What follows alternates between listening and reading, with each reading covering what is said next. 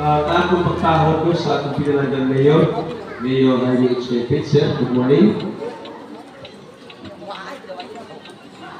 Sa Sir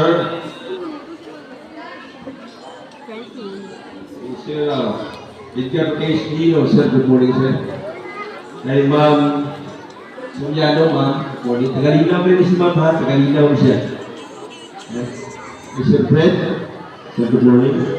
Sa mga kinikanan ng aming subong, sa mga Philippine sirs, sa mga talog natin,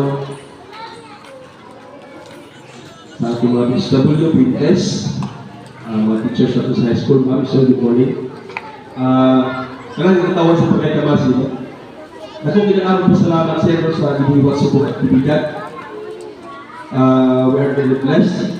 Kaya naman, first dinilita mo sa ato, no?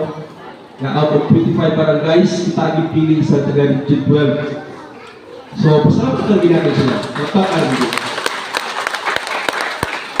Ayun, supuntahan natin halin sa programa sa free planting. No? May mga lecture kita sa atong mga talog. Napitagin ang kahinang start na mga program kay Nihata. Tapos na ba ito, sir, kung sa pag-ano sa inyo sa pag-execution yan. So, sila execution training naman. So, bilang katawan sa tabas ng pamatik ni Kalaw, ng lecture sa ating karon, tapos magpulit kita, suporta, sa pagpanguna sa ating pinag ng mayor, at ang proyekto sa ating gabaran. Hindi ko na pagdagayo, no? I hope you enjoy the today. Once again, good morning. Magdamang mga sa mga. Thank you, sir. At this moment, may call on